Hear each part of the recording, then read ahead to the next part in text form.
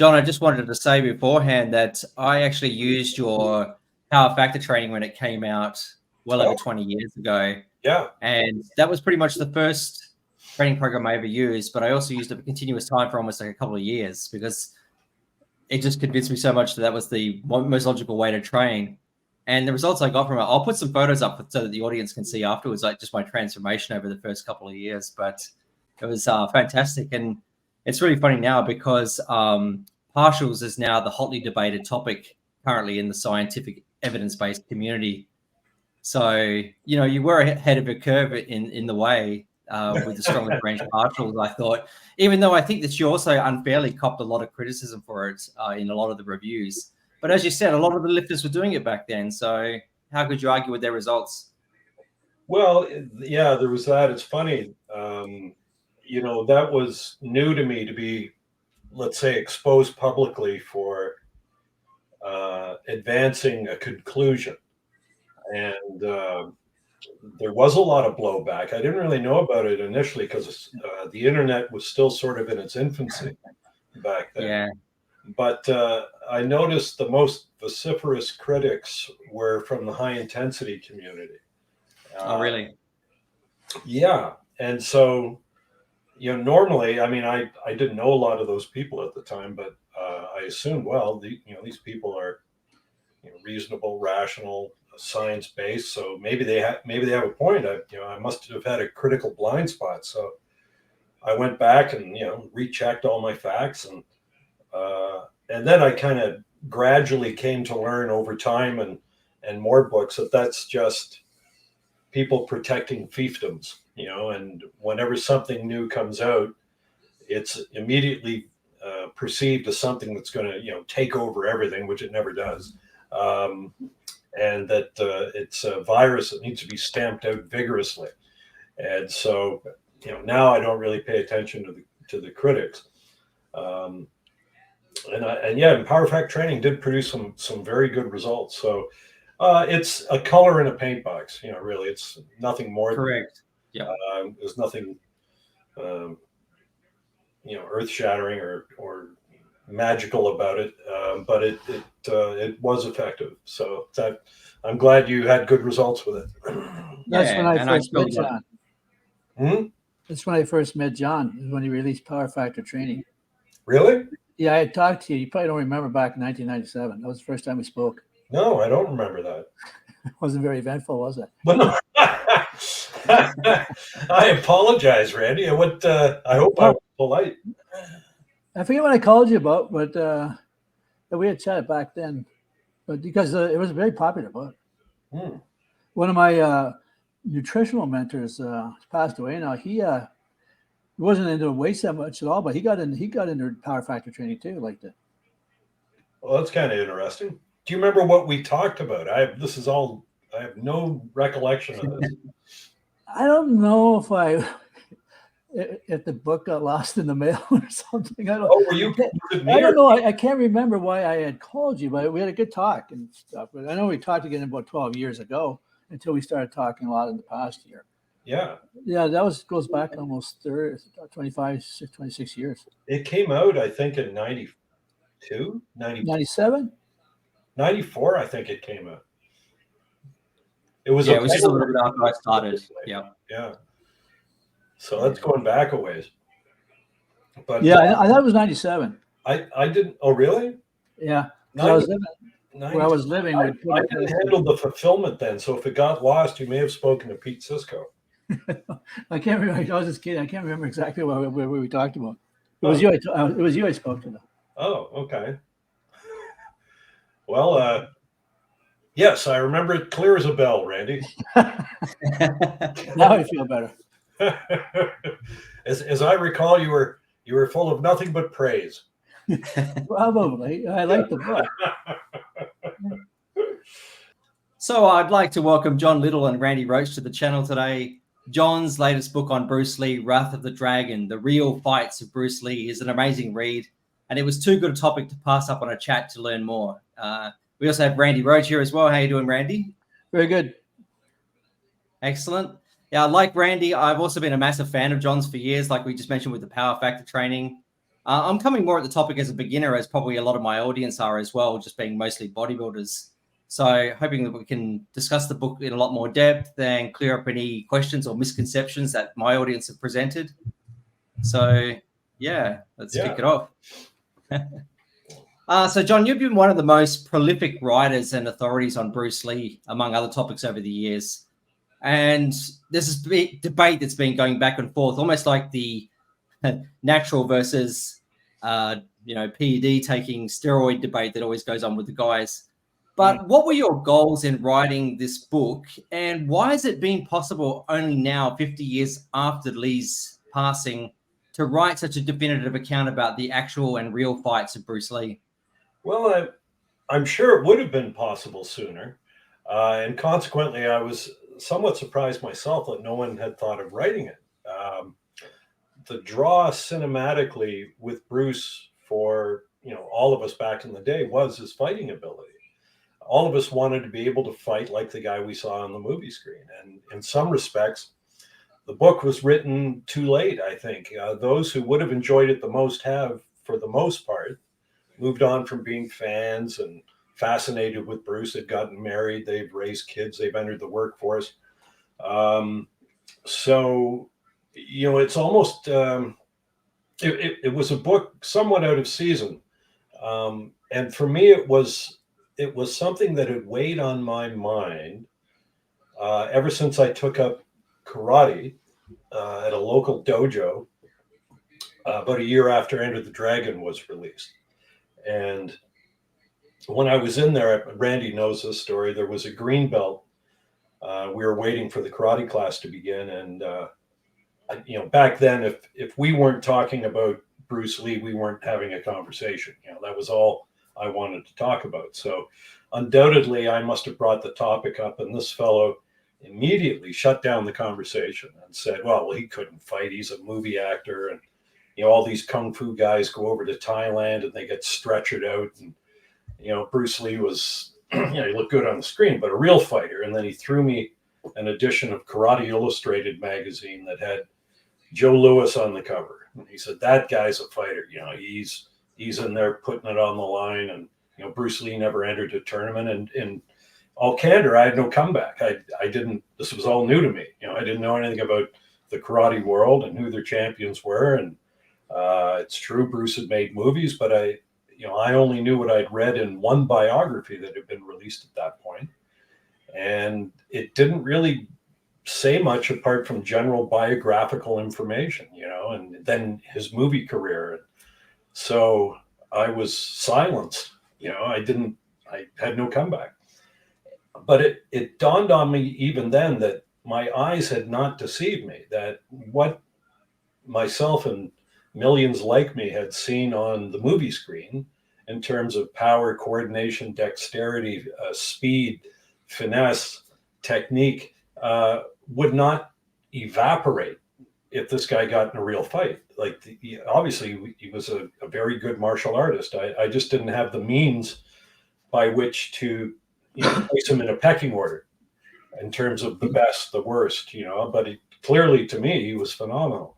But it always bothered me that I didn't have an answer to that particular green belt. And over the decades, whenever I got the opportunity to speak to someone who knew Bruce Lee, one of the first questions I would always ask them, that person, was, did you ever see him fight, like for real? And since I recorded most of these interviews over a span of about 30 years, I had a fair collection and a pretty fair consensus as to whether or not Bruce Lee could fight. And I think I went on a podcast hosted by Alex Richter, the so-called Kung Fu genius out of New York City. And the topic was, could Bruce Lee fight?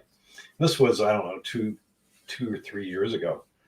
And, I answered questions from what I knew and what I had learned. And I was surprised that it drew a lot of viewers. And there were good questions in the comments section indicating, oh, finally, someone says something about Bruce being able to fight. We're so tired of the MMA community putting him down.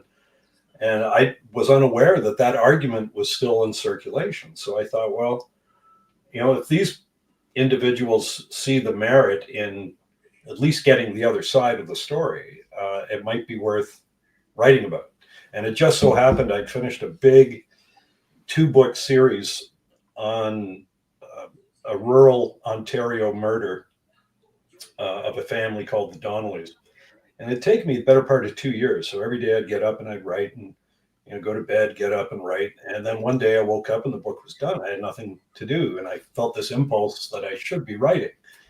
And then that's when that topic came in, and that's how the book got written. To John's defense here, Sean, he couldn't defend himself in 1974 because he was only 12 going on 13. John and I both joined our karate dojos in 1974. I was 14 going on 15. John was a couple years younger. I think a certain radio podcaster was born that year too, you.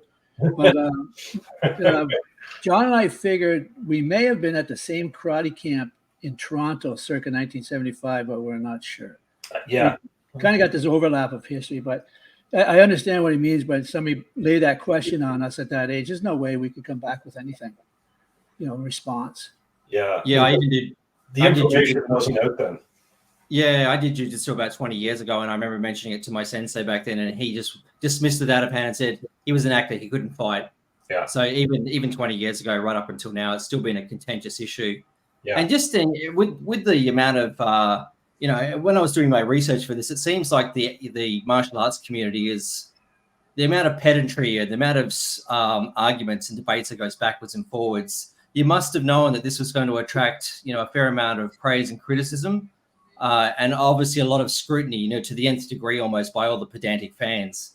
And so for that reason, so much of the book is dedicated to footnotes and references. But how did you verify the reliability of the people that you spoke to and the documents that you studied, especially 50 years after the fact? Well, mainly through corroboration. If I couldn't corroborate a statement, it was out. And that included someone who had praised Bruce. If I didn't have more than one source, and preferably more than two sources for that a battle, then I wouldn't use it. Like, for example, in the sparring session with Joe Louis, that's in the book, Herb Jackson related that to me first, but he told me that Ted Wong was present.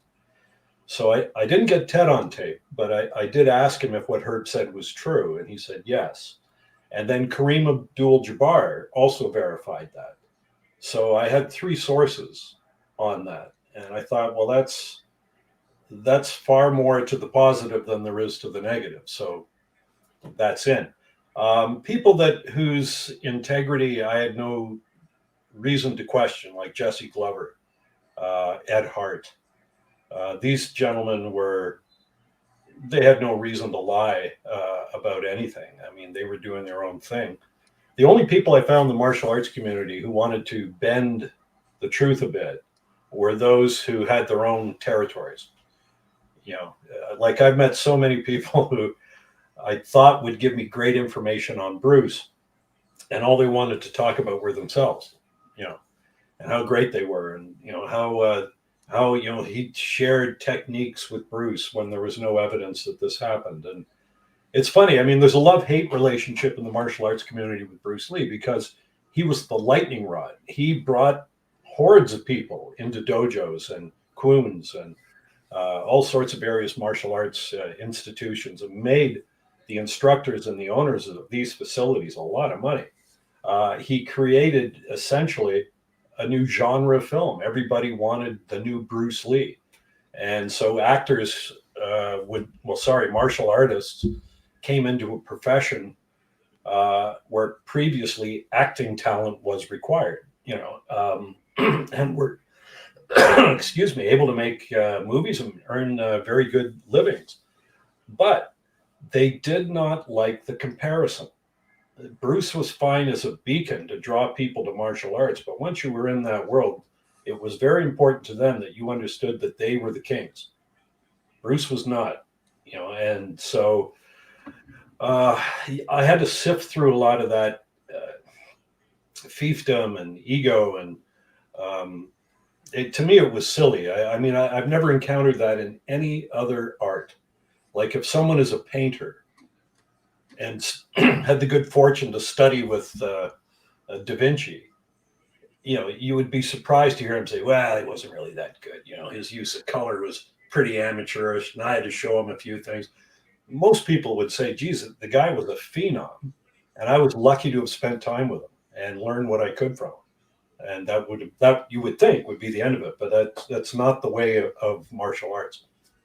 That's what actually really surprised me in my research, because obviously with the niche of bodybuilding, you expect the narcissism, the ego, the selfishness, the self-aggrandizement. But I always thought that martial arts had the spiritual element to it that was supposed to promote humility and everything opposite to what you were basically saying then. So that really surprised me in my own study on this. I mean, part of the spirituality and the self-development and humbleness and all that was usually the line that the instructor sold to the parents to get the kids enrolled, right? They'd learn dedication and commitment, and all that sounded great, check mark in every box. But these were businesses first and foremost. And in fact, I make the point in the book that, we in the West have this romantic notion that pure martial arts never, took money. It was never such a base endeavor that money passed hands, when in fact, the earliest known instance of martial arts instruction was the Qing Wu School. There was one in Shanghai, turn of the last century, and it was strictly for profit. I mean, money changed hands or you didn't get in the door. And that's the way it went. Now, there may be exceptions. Some martial arts masters may have taught their family members in private. That's entirely possible. But if you wanted to learn from a martial artist, and even in Hong Kong at the turn of the last century, you better have a hefty wallet, because you're going to get charged. Yeah, I did find that interesting in your book. Even Ip Man had to cough up the cash apparently, and then Bruce Lee had to cough it up to him, and so forth, so on and so forth. Yeah. Oh yeah, yeah. No, Ip Man had to pay for his instruction, absolutely, when he was in Fat Star. Yeah. Coming at this from a commercial enterprise. Yeah, coming at this from a beginner's perspective, it reminds me of this famous saying by Sun Tzu, and he used just to say, the supreme art of war is being able to subdue your enemy without fighting. So one of the takeaways from the book, reading it, is that Bruce never backed down from a fight, and he relished the challenge. He would go after it. So how did that align with the whole Lee's philosophy of fighting without fighting and using your brain and walking away from a potentially fatal street fight? Well, I don't know that Bruce's philosophy was fighting without fighting to begin with. Ideally, of course, one would choose to avoid a fight whenever possible. And I think there's ample evidence that Bruce attempted to do this. Certainly in the case with the Japanese martial artist Yoichi Nakachi, who stalked him in Seattle. Bruce put it off, tried to avoid it, and then fought.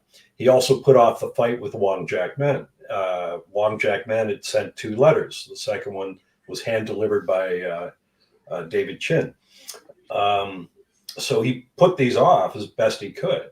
And this was also the case regarding the challenges he received from the Hong Kong press, or in the Hong Kong press, from martial artists, and even from the extras on the set of Enter the Dragon. So he did what he could to not fight, but once it got to a certain point, his temperament was such that it was going to be a fight. So yeah, I mean, avoiding a fight is the best thing. But Bruce was, he suffered from the same insecurities we all do. And he was the type of guy that if you invited him to a party at your place, as soon as he came in, he'd be sizing up all the guys in the room. Who could give me trouble? What would I do to this guy? It was always fighting. He was obsessed with it, almost pathologically obsessed with it. Everything had to come down to fighting.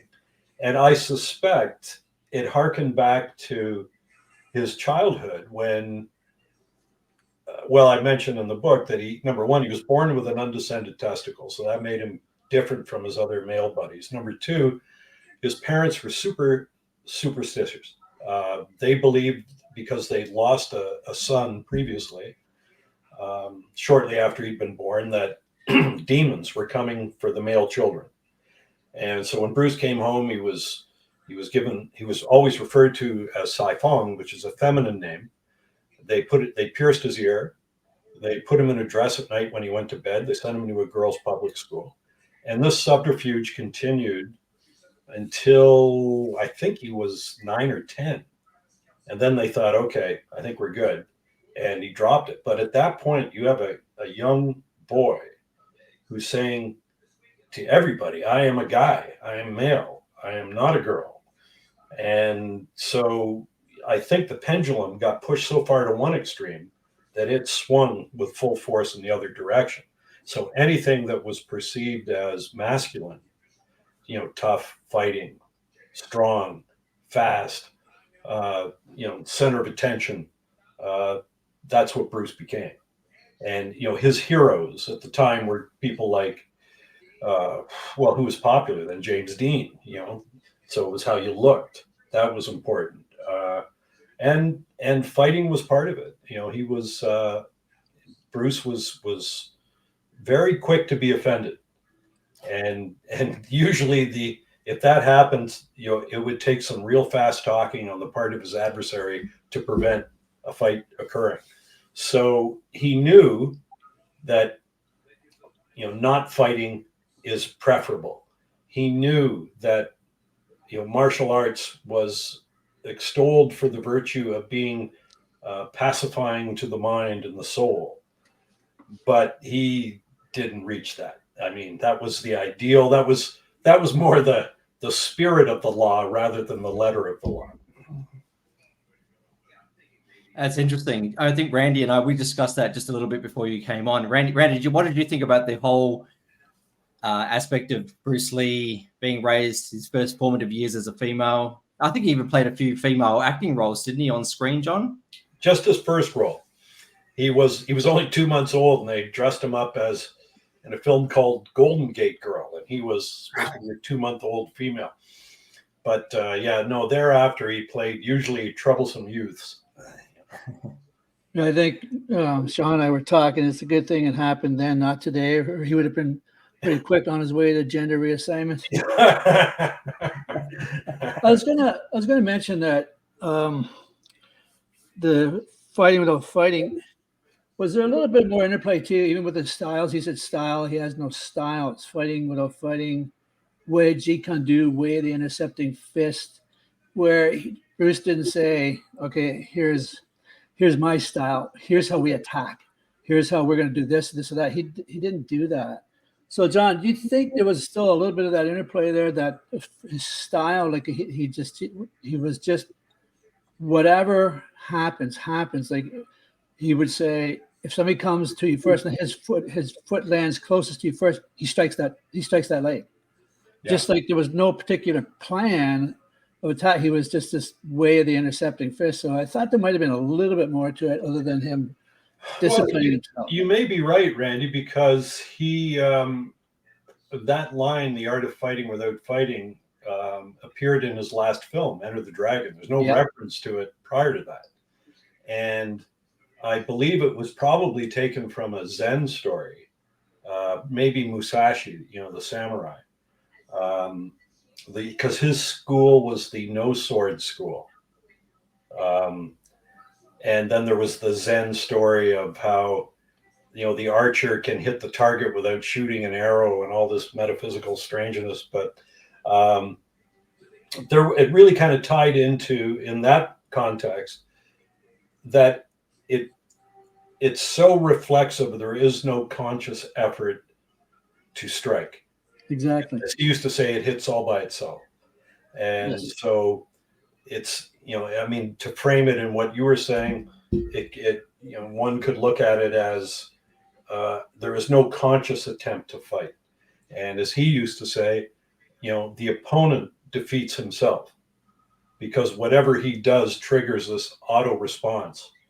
That's what I'm talking about. Yeah. You just nailed it. You said it better than I could have. It's possible. The only reference to it, like I say, was in a movie, so it's hard to separate Bruce's real life attitudes versus the philosophy espoused by a character in a film. Yeah. But Bruce did have some input into the movie, so have to think perhaps it was. Even a symptom in Longstreet too. Go ahead. I was just going to read that quote that you wanted me to read from the Washington Star, but if you've got something to. This quote is from John's documentary did in 2000. And yeah, I watched that one as well, and that's a great documentary. So this quote, just, when you read a book or watch anything, there's always something that grabs you, whether it's something that you don't believe or something that's just like, that's fascinating. And speaking of what you guys were speaking of earlier with these big stars, trying to downplay Bruce Lee. Well, when we read this quote, this is Bruce Lee reading this quote from a journal, what a journalist wrote back in 1970. So he's reading it on film. Remember, this was a time when we didn't walk around with phone cameras. He had to get a camera going to be taped of himself reading this quote. You go ahead and read it. Yeah, so this is from the Washington Post in 1970, Washington Star, for like Randy said. And 3 of Bruce Lee's pupils, Joe Louis, Chuck Norris, and Mike Stone, have between them won every major karate tournament in the United States. Joe Louis was Grand National Champion 3 successive years. Bruce Lee handles and instructs these guys almost as a parent would a young child, which can be somewhat disconcerting to watch. It's like walking into a saloon in the Old West and seeing the fastest gun in the territory standing there with notches on over his gun. Then in walks a pleasant little fellow who says, "How many times do I have to tell you, you're doing it all wrong?" And the other guy listens intently. Yeah. Yeah, this thing just blew me away. Here's this little guy. He's got the courage, nerve, audacity to basically take the 3 top karate fighters in the world who, like I mentioned in that review, they weren't old, crippled up, or deceased. I think Joe Louis and Mike Stone were in their 20s. Chuck Norris would have been about 30. They were in their prime fighting shape. And he's basically saying, yeah, you guys are good. You're actually really good. But don't forget who teaches you.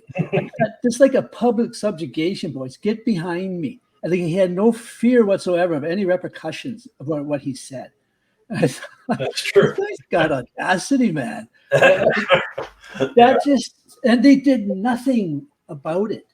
So I think that speaks volumes for who he was at that time and what he could do. That he commanded that level of respect from these 3 guys who were that good at that time. Yeah, no, and Bruce was a guy that, well, I remember an anecdote. I'm trying to remember who told me. This was early in my research, and I was interviewing people that worked with Bruce or were students of Bruce. And again, I can't provide a name because I can't remember it, so this would have to be counted as hearsay. But this individual told me that Chuck Norris had been telling people that he was not studying under Bruce, was not a teacher student, that they were sharing techniques as fellow martial artists. And this got back to Bruce, and he got pissed off. So he phoned Chuck Norris at his school. Chuck was teaching a class, and he demanded to speak to him. And he said, "Chuck, I've heard this. Now here's what I want you to do. I want you to hold the phone out so that I can hear. And I want you to tell your entire class that you are my student." And Chuck knew that if he didn't say it, Bruce would be at his dojo. And so he did. And in fact, he wrote a letter shortly thereafter saying, "Oh, I've always said, that, you taught me and I learned so much and blah, blah, blah." But so I wish I could verify the story, the anecdote, but it was told to me and I remembered it because the fellow who told me would have been in a position to know. Was it in your book? What's that? No, I didn't put in any books because of that. I just, again, if I couldn't verify it or corroborate it, it was one of the ones that was left out. But it was one that I recall the individual who told me it would have been a person who would have known such a thing. Like he was one of those guys in the upper level with Bruce. But I'm pretty sure it registered with me, even though I didn't have a tape recording of it. Normally, if I was going to interview someone, I'd have the tape recorder. So I obviously had gotten to know this person quite well. It may have been Ted Wong, who was one of Bruce's last private students and spent a lot of time with him. But and consequently, he and I became good friends. And beyond, like, I would interview him, ask questions I needed, but then after that, we were just buddies, and he'd think of other things that came up. But I wasn't interested at that point in doing a book of anecdotes. It was just, oh, that's interesting, and then we'd go on to something else. But yeah, he had no fear of any of those guys. Yeah, that's a really interesting story. Yeah, and I'm glad you told us. Thank you, John. One of the fights that you did recount in the book that's been very disputed in its retelling, and one that I enjoyed the most was the Wong Jack Man fight. I don't know which one did you enjoy most, Randy? Pardon me? Which one of the fights that John wrote about did you enjoy most? For me, it was the Wong Jack Man fight. Well, I knew about that fight because I think Alex Ben Block wrote about that one. Did you not, John? Yeah, I think both he and Linda referenced it. Yeah. It was all the other fights that I had no idea about, that John wrote about, that fascinated me. I was like, holy crap. I had no idea. I had no idea that he had these fights. So I was more tuned into that as opposed to the Wong Jack Man that Alex wrote about, and how that movie with the Bruce Lee story just bastardized and turned it around and made it look like that's what hurt his back, which is not true. But I was interested in anything he did outside the camera, but I had known about that one. But it was all the other ones that, even with his interactions with like Ryan O'Neal and some of the actors and stuff like that. A quick funny one: John Saxon, who played Roper in Enter the Dragon, talked about Bruce Lee's power. And when he met up to time of taking the role, he said Bruce Lee gave him that sidekick, right? John went flying across the room into the chair and smashed the chair. So Bruce gave him shit for breaking the chair. That was pretty funny. Yeah, it was an antique chair. I think it was his dad's chair or something. Yeah. But Bruce's standard thing was, if he met someone, was to give them an air shield, which is like they used to use it for blocking practice in football. And it was like a air-filled shield, basically. And you would hold it, and he would ask you to kick it. And then he'd say, oh, that's not too bad. Why don't you hold it for me and let me kick it? And then, of course, the guy'd be airborne. And that was always a great source of amusement to Bruce, kind of like a calling card. So when John Saxon went to Hong Kong, he went to Bruce's house, and Bruce invited him up to his office. And of course, he decided to do this little trick. But he didn't realize that when Saxon left the floor, he was going to land in his father's antique chair and just blew it to smithereens. John, Saxon was in martial arts. Pardon me? And John Saxon was into martial arts. He was in judo. Mm-hmm. So he wasn't a total neophyte with it. No, that's true. That's true. Yeah. As far as the fight that I found the most interesting, it was the one with Yoichi Nakachi in Seattle. And there's a couple of reasons for that. One, it was so vicious.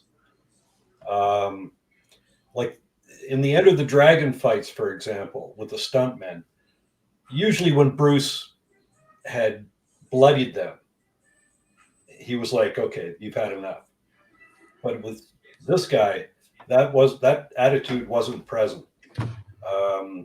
And what I find very interesting is that in the movies, when Bruce Lee would fight a black belt, depending on the fight, it would average roughly 4 minutes. There'd be a bit of back and forth, and then Bruce would prevail, sort of like a wrestling match, But in real life, when he fought a black belt, this guy was a second-degree black belt in karate and also in judo. It took 11 seconds. And he fractured the guy's orbital bone. The guy was out cold, but 11 seconds.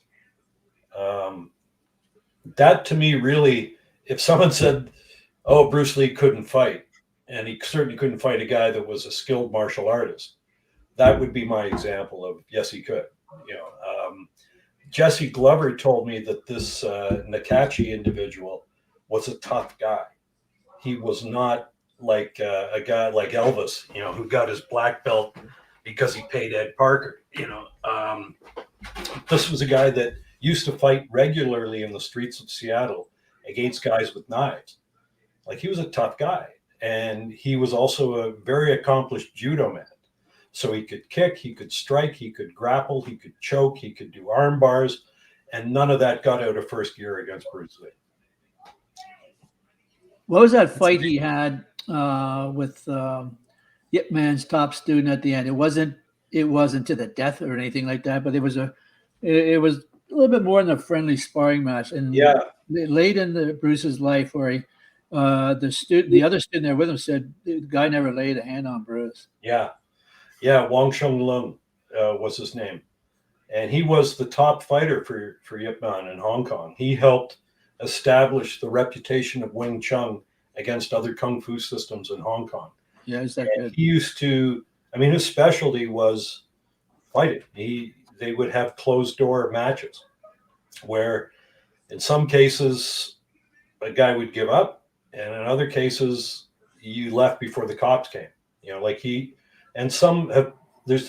It's hard to pinpoint how many of these, they called them BAMO, real fights he had. I've heard reports between 30 and 100. And Bruce Lee told Jesse Glover that it was 100. So this guy was very experienced. He was very good.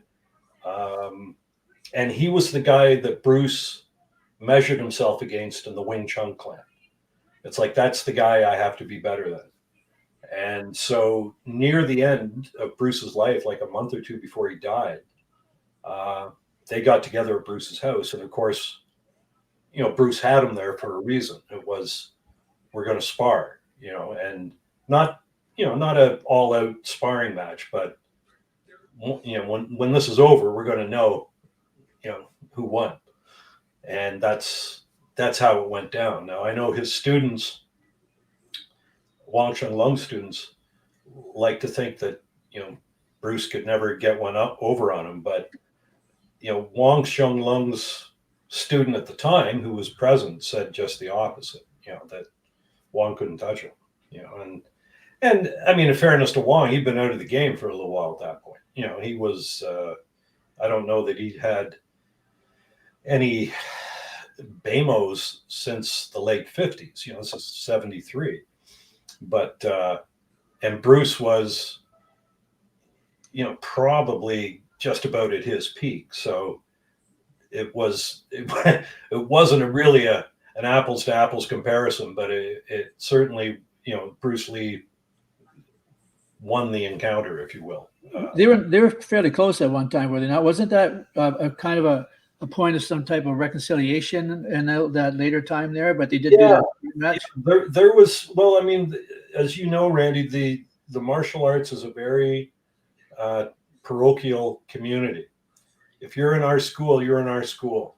Yeah. And if you're outside of our school, then you're not one of us. And there was an attitude within the Wing Chun school that Bruce Lee had left Wing Chun and had created this mongrel martial art. And had it not been for Wing Chun, he would never have achieved what he did. And in essence, he was secondary to the art. The art is what made him successful. And anything else he tacked onto it was superfluous and unnecessary. And he didn't pay proper tribute to Yip Man, which really wasn't true. Bruce essentially got kicked out of the Wing Chun school because, number one, he was starting to thump all the senior students who had been with Yip Man for decades. And Bruce was the same attitude. He wouldn't take a back step to anybody. So these more venerated older students would assume that if you were going to engage in, say, what they call sticking hands, or Chi Sao, which is a sensitivity training exercise of Wing Chun, that you would show some grace. You would let them push you around in order to explain the technique to the rest of the class. Well, Bruce wasn't having that. It's like, if we're going to cross hands, then it's on, and so they didn't know what to do with him, but no one could bell the cat. So they discovered that Bruce wasn't pure Chinese. In fact, his grandmother on his mother's side was was English. She was Caucasian. So with that bit of taint in his blood, they were able to go to Yip Man and say, hey, listen, this is an art that's only to be taught to the Chinese. Bruce Lee is not pure Chinese, so you can't be teaching him. And Yip Man was at a crossroads because, number one, Bruce was paying for lessons. But number two, so were all the students that were complaining. So better to keep them happy and keep the revenue. But he also knew that he liked Bruce. He liked Bruce, and he knew this guy was good, and he was good for the art because he would fight. And so he spoke to Wong Shong L, whom Bruce sparred, 20 years later down the road, and said, listen, you're our top fighter. Why don't you train him privately? And that way, Bruce won't take it so much as being kicked out of the main school as he would view it as getting a promotion to study privately with our top fighter. And that's exactly how Bruce took it. I mean, he only took Wing Chun to learn how to fight. He didn't care about learning the forms and, doing the proper ritual stuff. That he had no interest in that. But if he could spend time with the best fighter in the clan, that was music to his ears. So that's what he did. And Wong was the guy that, it's kind of a cool story because Wong is the one who first pointed Bruce in the direction of practicality. Don't worry about the fancy moves. You just need to be, quick, direct, efficient. And that was a lesson that stayed with Bruce. And then at the end, Bruce had made his own martial discoveries, such as mobility, not being rooted in a fixed stance. Because when you were mobile, new avenues of attack opened up, new laneways. And that also allowed you to use different weapons, like higher kicks than they would use in Wing Chun. And after his sparring session with Wong, according to Wan Can Lum, who was Wong's student and witnessed this, Wong began to implement some of Bruce's beliefs in this regard that he learned firsthand from crossing hands with him, and modified his own version of Wing Chun a bit to accommodate that, which was kind of cool because it was the teacher now learning from the student. That's very interesting. One of the viewers actually asked, and this is a controversy that's taken on a life of its own, but it's the whole Tarantino depiction of Bruce Lee in Once Upon a Time in Hollywood. And they're asking, did this so-called real fight ever happen? And did Lee really claim to be able to beat up Muhammad Ali in Linda's autobiography? And what did you think of Tarantino's controversial depiction of Lee in that film as it stood? Well, there's a lot to unpack there. I'll say, first of all, I enjoyed the film very much, particularly the ending, which I thought was brilliant. But you have to keep in mind that Once Upon a Time in Hollywood was a work of fiction. In real life, a stuntman did not thwart the Manson murders, and in real life, a stuntman never embarrassed Bruce Lee on the set of The Green Hornet. There's a lot to be said about that incident because Tarantino, like I say, I was fine with the film. I understood it. The Brad Pitt character needed to be established as lethal, beyond normal lethality, if you will. And who better, if he can draw, which it was with Bruce Lee, then this guy's pretty good. So that made his killing the minions of Charles Manson at the end of the film believable, from a fictional story perspective. So it was a necessary, to Tarantino's way of thinking, character development device that he was able to draw it even with Bruce Lee. That showed that he was a tough guy and thus capable of taking out the Manson murderers. However, Where Tarantino went off the rails was when he went on Joe Rogan and tried to defend that historically by saying, well, you know, Bruce was, he hated American stuntmen and he was knocking them around. And the stunt coordinator made a call to Gene LaBelle, Judo Gene, and he came in to teach Bruce Lee a lesson in respect for American stuntmen. I mean, I could talk for an hour on this topic, but the Cole's notes of it is, it never happened. It never happened. Number one, I mean, just from a practical standpoint, if you're producing a television series and you learn that your stunt director had brought in a ringer to beat up one of your co-stars in this series, that's going to cause delays in the production. It's going to cost money, and that stunt director is out of a job because that's never happening on another one of our productions. The other thing is Gene LaBelle is out of a job because your job is to do stunts. You're not coming in to rough up people we're paying money to do this role. So if Gene LaBelle was looking for a ticket out of the stunt business, that would have been it. But the other thing is I spoke to most of the people and the stars and the producers of the Green Hornet, and they have no recollection of this. You would think if some guy picked up Bruce Lee, as the story goes, and ran around the set with him, that someone would have seen it. Otherwise, what's the point of doing it? You know, but no one has any recollection of it. Not Van Williams, who was the star of the show, was involved in almost every scene. Certainly every scene with Bruce Lee, he would have been present. He didn't remember that.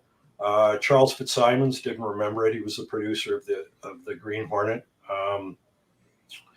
And you know, Gene LaBelle is a notorious BS artist, or he was. He passed away. And I interviewed him back in 95 or 6. And I came away from the interview disappointed because it was the kind of information you would get from someone who didn't know somebody.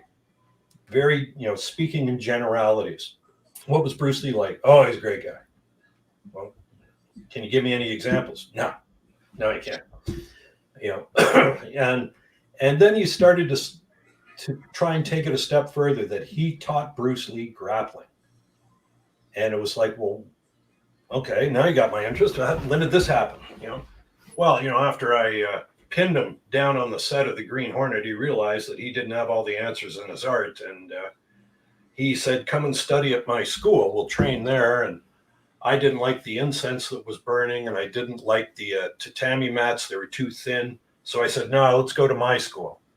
And he didn't want to crowd around, so he'd only come when there was no one there. So conveniently, there's no witnesses to this anecdote. And he came for a full year, apparently. Well, in doing my research, I found out that A, there never was incense burning in Bruce's Chinatown school. B, there were no tatami mats. It was concrete flooring. C, the school wasn't even open when the Green Hornet was being filmed. In Bruce's Daytimers, there's not one reference to Gene LaBelle, not a school location, not a phone number, nothing. So if you're going to spend a year training with a guy, you think it might make it into the daytime diary once or twice, or at least, can you give me your physical address there, Gene, so I can go and study at your school? Nothing. But that didn't stop Gene LaBelle from publishing or coming out with a reissue of his book, which was entitled Grappling Master, and putting a big sunburst yellow star by the title that says Bruce Lee's Grappling Instructor. But here's the problem, is that Gene LaBelle didn't know that Bruce was very familiar with judo. He not only had studied it in Hong Kong and studied it again in Seattle, but Jesse Glover, his first student, had won the Pacific Northwest Judo Championships 14 years in a row. He was surrounded by judo guys. Most of the guys that came out of the service knew judo. And then Hayward Nishioka, who became friendly with Bruce in the late 60s, was a 4-time AAU champion in judo. He was also a black belt in Shotokan karate. He studied in Japan.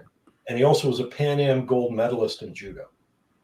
And he used to say that sparring with Bruce was a joke because he'd get shut down before his grappling came into play. So as far as Gene LaBelle being brought into the set to teach Bruce a lesson, it never happened. And as far as Bruce, going to LaBelle for instruction, I'm highly skeptical that ever occurred. But as for the Muhammad Ali issue you raised, I'd actually written a chapter in that book, The Wrath of the Dragon, about it, but I took it out simply because it didn't involve a fight. It didn't involve a sparring match. It was just dealing with a rumor. So if you'll tolerate it and you'll be free to excise this, I'll read you the paragraphs that are relevant to that. Sure. Chapter. And it anyway, it reads as follows. The first time the notion of what would have happened had Bruce Lee duked it out with Muhammad Ali appeared in Linda's first book, entitled The Life and Tragic Death of Bruce Lee, which was published in England in 1975. In that book, Linda presented the following statement. One critic wrote, those who watched him would bet on Lee to render Cassius Clay senseless if they were put in a room and told that anything goes. It's true that Linda is quoting a reporter's opinion in this passage, but 76 pages later in that same book, Linda writes, not quoting anybody, that it has often been argued that if Bruce were locked in a room with Muhammad Ali and both were allowed to fight in their usual styles, then Bruce was bound to have been the winner. Now, both of these two statements make the same point, that Bruce Lee would have defeated Muhammad Ali had they fought for real. Linda didn't need to include these two sentiments in her book, but the fact remains that she did. The question is, if Bruce Lee didn't believe this to be the case, then why did she seek out the first quote above and then add a second one of her own?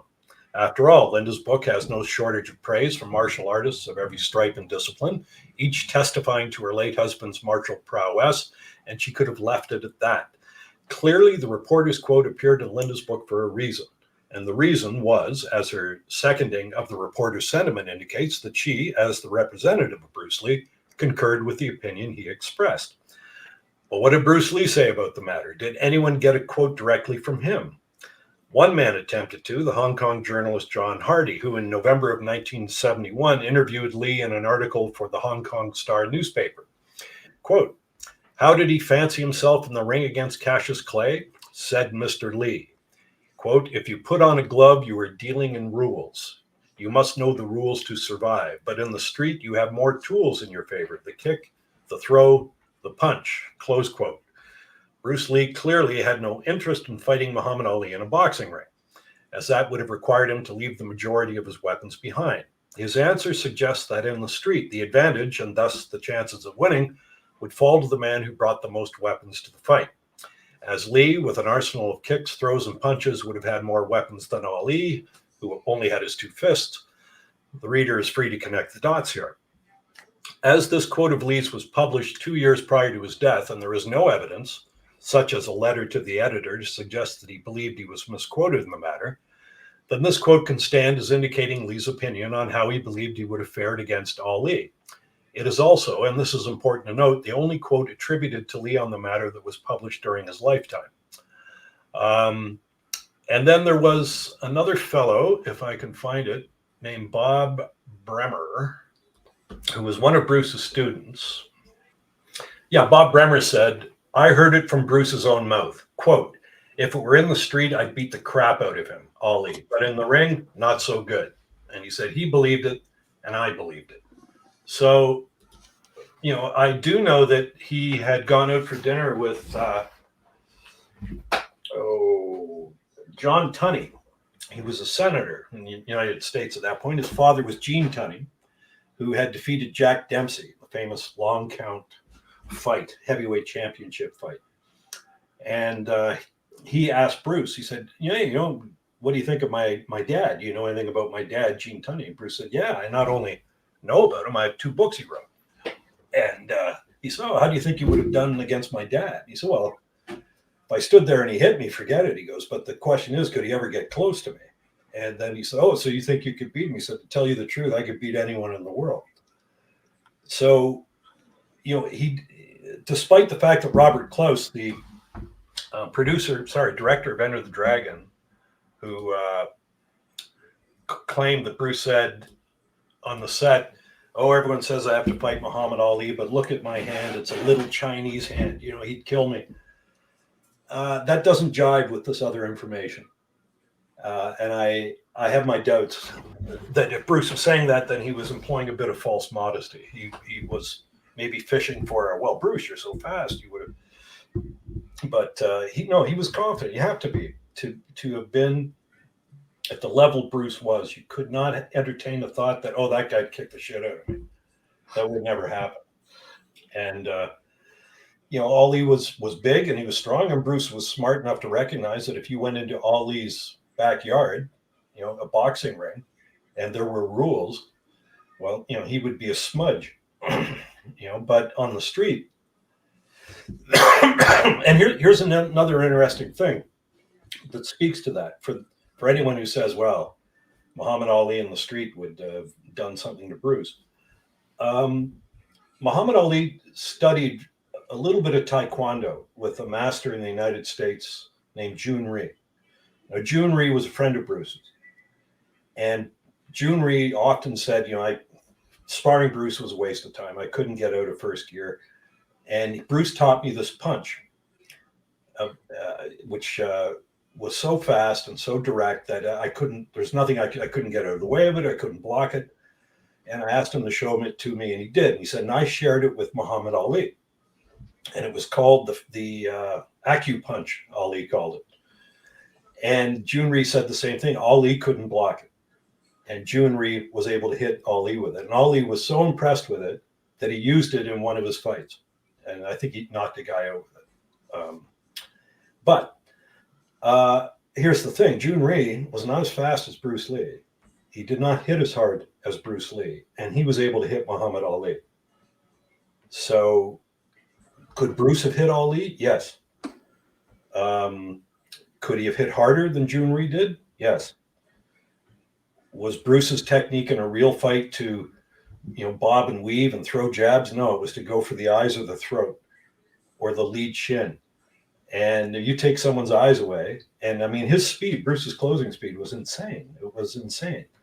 And he practiced finger jabs, like eye jabs, like repeatedly, like thousands of repetitions to get the neural, muscular pathways down so he could do it effortlessly. So, yeah, in a boxing ring, Muhammad Ali all day long. In the street, I'm thinking Bruce is the favorite. That's fascinating. Part of Bruce's athleticism, or probably because of it, and the speed, like you mentioned, and the power, was because he was ahead of his time, incorporating weight training into his regimen. And he was a big fan of the muscle mags, like you've mentioned before. Like he would clip the articles and keep a folder of them. One of his mentors or inspirations at the time was Alan Joe, which is another interesting figure that I've kind of gone down a little bit of a rabbit hole pursuing information on. I never knew about this guy before.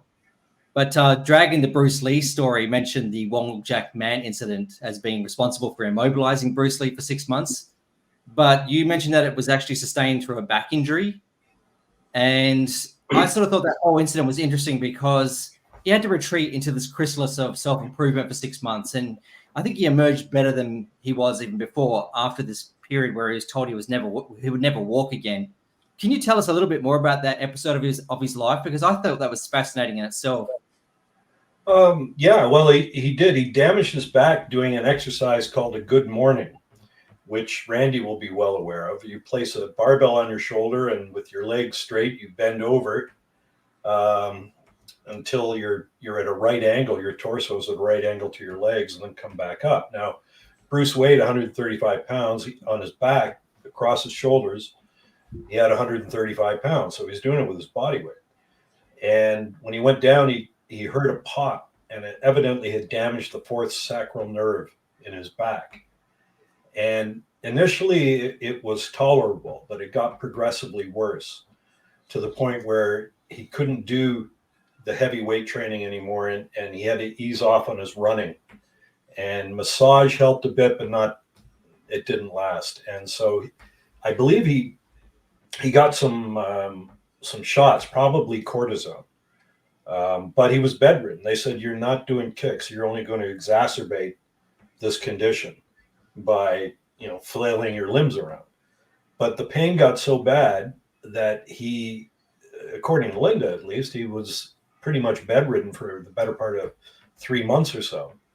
But during that time, being unable to train his body, he trained his mind. And he was always a big reader and a big book collector. So he would frequent all these different bookstores and bring back books on any and all fighting arts or something that would relate to fighting, such as physical conditioning or whatever, and philosophy, because he was looking for also the mental components that make up a fighter. How can I have that empty-mindedness, which, like Musashi and the Book of Five Rings and that spoke about as being absolutely essential for a fighter. You cannot think about what might happen to you. You cannot think about anything at all. You got to respond almost like an image passing in front of a mirror. So with no deliberation, because if you deliberate, you could be killed. So he was interested in reading about psychology and philosophy. And one of the philosophers that impressed him the most was a fellow from India who had been plucked from the beach and moved to California by the name of Jiddu Krishnamurti. And he was particularly taken by Krishnamurti's a repudiation of any attempt to organize truth or to make a system out of it, believing that each individual had to experience it on his own. His famous line, Krishnamurti's line, was, "Truth is a pathless land." Bruce immediately saw the connection in martial arts. Styles had been very similar to religious systems. They had their own way of doing things, and one could not deviate from that way. However, in a fight, you handicap yourself if you only use one weapon, particularly when a different weapon may be required. So Bruce began to see styles as cages that imprisoned their practitioners. His idea was to do away with styles and become an unbound martial artist who could adapt to any combative situation that he found himself in. And he also took that finger of blame and pointed it inward and said, you have created a style, the very thing that is wrong. Your Jeet Kune Do, the way of the intercepting fist, is predicated entirely on interception. It borrowed heavily from fencing, where they have the stop hit, which is an intercepting thrust. And his thought was, you don't need to block and strike, you need to intercept. And so that was what the focus of the art was. But consequently, it omitted everything that was not interception. So he was bound by it. The opponent, in order to intercept something, you have to allow the opponent to initiate it. And that could put you at a disadvantage. It also meant that, perhaps simply taking a couple of quick shuffle backwards would get you out of harm's way of a kick or a punch. You didn't need to engage with an intercepting move. And depending on the situation, interception may not be the wisest course. So he then Jeet Kune Do became, well, you started to see Bruce writing things like, don't worry, don't fuss over the name. Jeet Kune Do doesn't mean anything. It's simply about stopping the enemy, at the gate using whatever tool is necessary. And so you became a more free-form martial artist that way. And so that caused a revolution in martial arts. It was not style-based. Even though he had created a style, he closed the schools. So he wasn't teaching anymore. He thought the only way, it wasn't a mass art, the only way he could teach an individual to discover what his own attributes were, to cultivate them in a martial way, and also what that individual's limitations were, so that he could either work on them or find a means by which they wouldn't become a malfactor in a fight, was to work with them individually, one-on-one. And for some individuals, they were physically very adept, but they were thinking too much, which arrested their technique. It wasn't free-flowing or spontaneous. And these were not things that you could teach in a group class. Had to be one-on-one. So when Bruce was like the country doctor. He would travel to a private student's place, like James Coburn, and he had his little black medical bag, which contained an air shield and various other devices, and he would engage in certain exercises from Wing Chun, for example, like Chi Sao, that he felt to be very therapeutic for learning tactile response and learning how to kick on a moving target if you're holding an air shield, and to be in 100% with that kick, and that it was spontaneous. It wasn't staged. Like some people chamber a kick and fire it out and it looks pretty, and he wasn't interested in that. It had to be quick, had to be reflexive, and it had to be real. And so that's what he was trying to draw out of his private students. So there was a big change in the art as a result of the back injury. I see. Now, that's really interesting. Just bringing it back to more of a bodybuilding focus, because it's my reference point, obviously, for a lot of things. This is actually to Randy. Randy, when you think about Bruce Lee's character and his personality and his early life trajectory, does he remind you of any particular bodybuilder at all? Maybe Mentzer. Mentzer? Yeah, because John's said the same thing. A lot of comparability with Mentzer because they're like iconoclasts and pioneers. They're not afraid to speak out. Sorry? They're not afraid to speak out and say what they believe, right? Go against the orthodoxy. Yeah. But I was going to ask John, I saw a parallel really to Arnold's trajectory and his personality, a lot of it because he had to overcome the barriers in the film industry. He forever changed the action movie genre. He had a tremendous self-belief and a overbearing charisma and personality that just transcended, the art of martial arts or bodybuilding in case of Arnold's. They both had to leave their countries due to legal trouble. They both had kind of on and off again relationships with their fathers. Do you draw the same parallels or not really? Well, perhaps from a filmmaking perspective, but not from a bodybuilding perspective. If the approach to bodybuilding can be likened to Bruce's approach to martial art, then clearly Mike Mentzer was more aligned with Bruce than Arnold was. Arnold was a company man through and through. He upheld and represented the status quo, the Weider system, bodybuilding supplements, claiming publicly that he was a product of the Weider system. He did this, of course, in return for publicity and free advertising.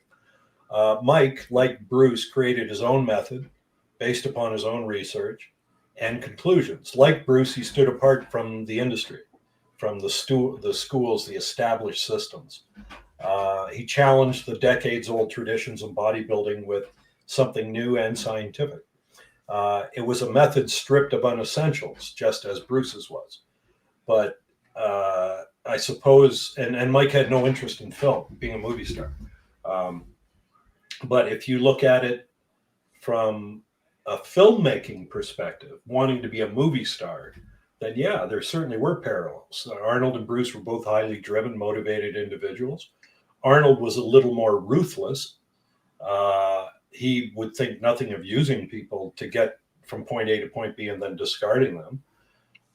Bruce, there's no evidence of that in Bruce, but they were certainly charismatic. They were both certainly confident. Arnold was certainly more of a business head than Bruce was. But in terms of bodybuilding, no, they would have been. Arnold wouldn't have been a good comparison because he was corporate. He believed in the system. He believed. He didn't challenge anything. Yeah, he believed in tradition. He trained the way he did because Reg Park trained that way. So he was just carrying on that tradition. And Mike was about agitating the system. That let's try and bring science in here. Let's try and see if there's a new way. Let's blow it up and do it again. And in that respect, he was very much like Bruce Lee. But yeah, I mean, the three very interesting people with certain similarities like a Venn diagram. They overlap. Yeah, a lot of intersectionality. Yeah, for sure. For a lot of people, Mike was also influenced by Arthur Jones as well. Yeah, he was. But you know what's kind of interesting? It's that, like, Bruce was influenced by Yip Man as well. Yeah.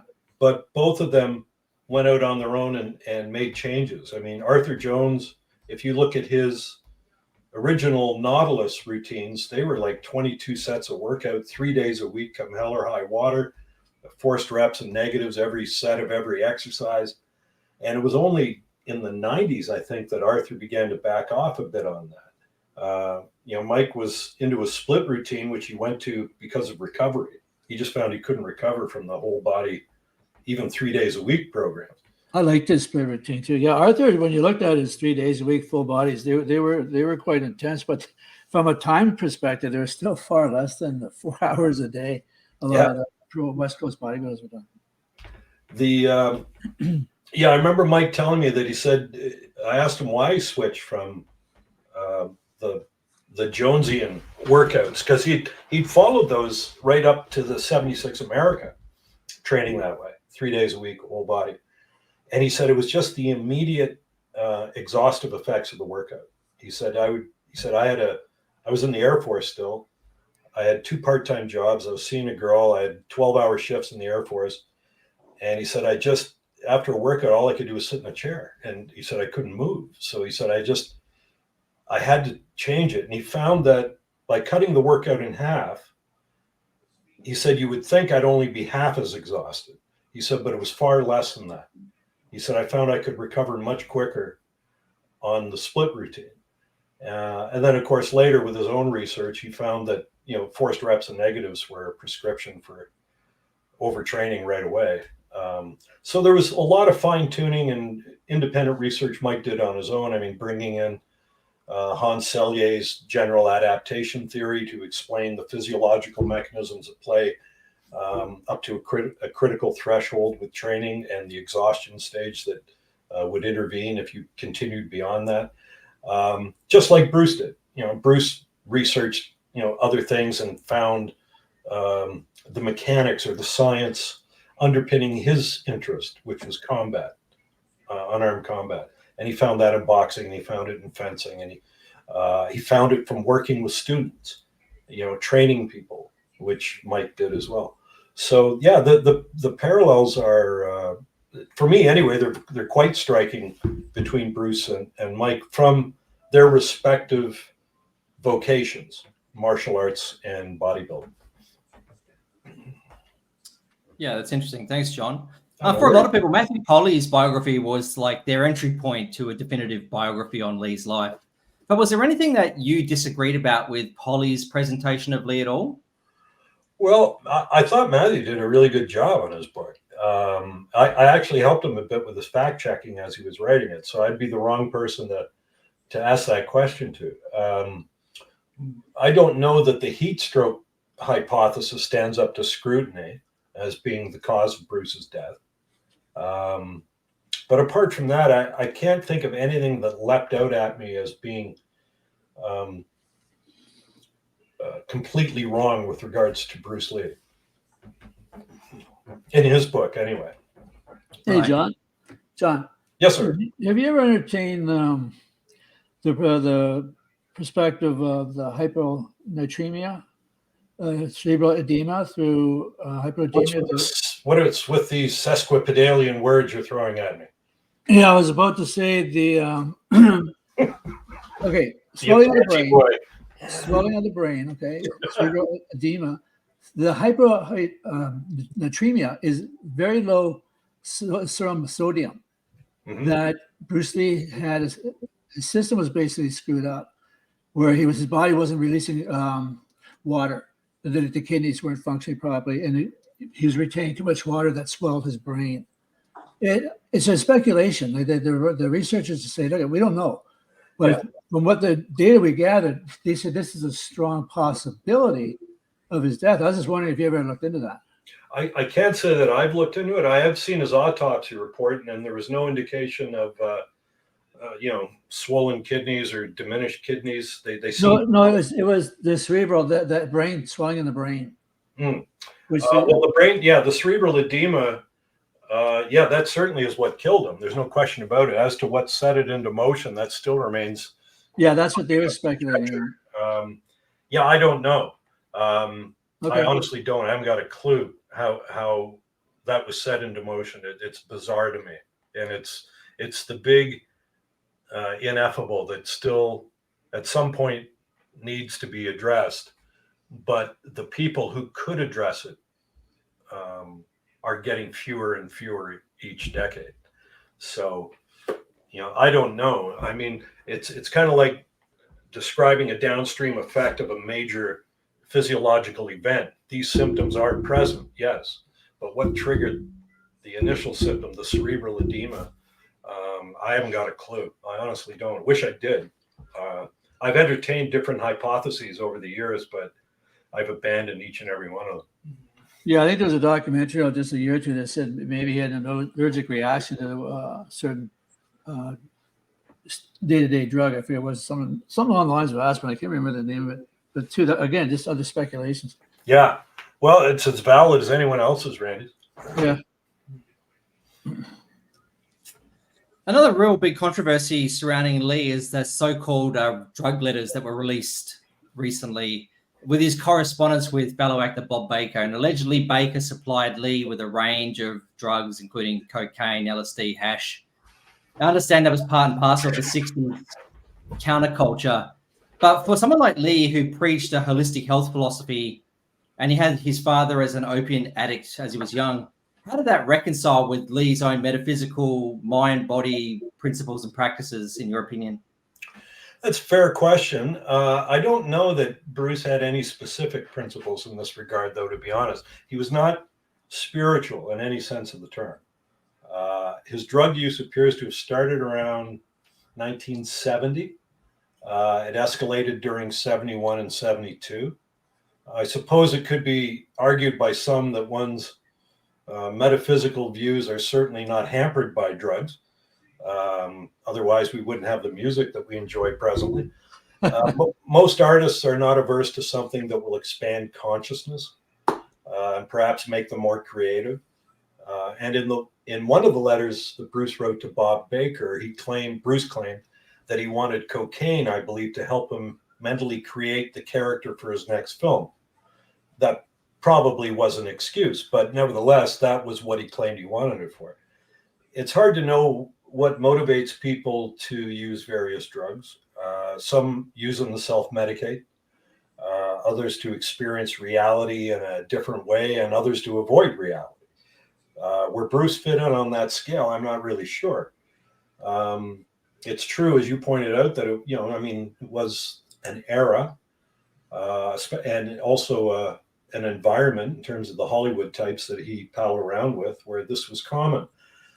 Some people, though, were very, very shocked, even at the trace elements of cannabis that were in Bruce's stomach at the time of his death. I remember Van Williams, Bruce's co-star in The Green Hornet, who knew Bruce up until 67 or so.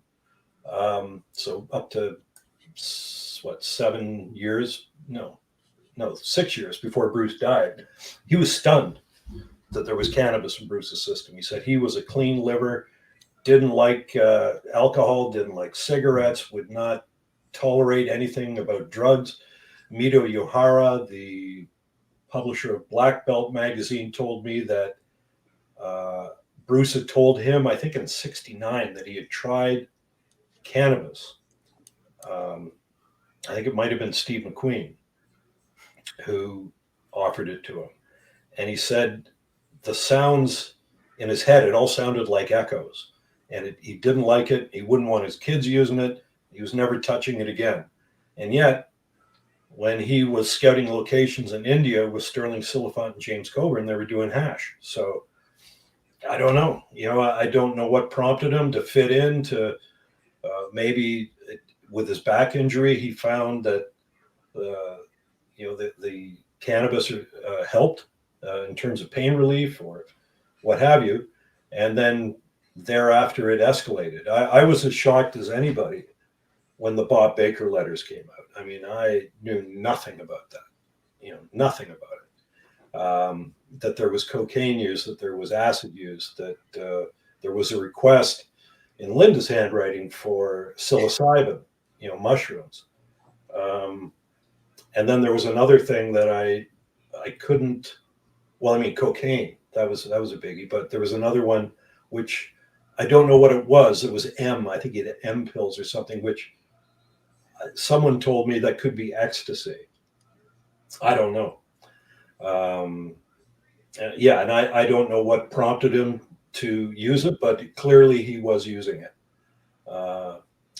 And I suspect that probably would have had something to do with his weight loss, especially if you're doing lines of coke. Tends to suppress appetite and amp one's metabolism. So,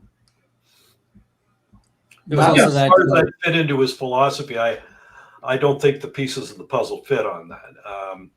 And his philosophy changed. I mean, he was not a guy who came across to America with a philosophy that he was thumping the tub about. He came over as a young guy, 18.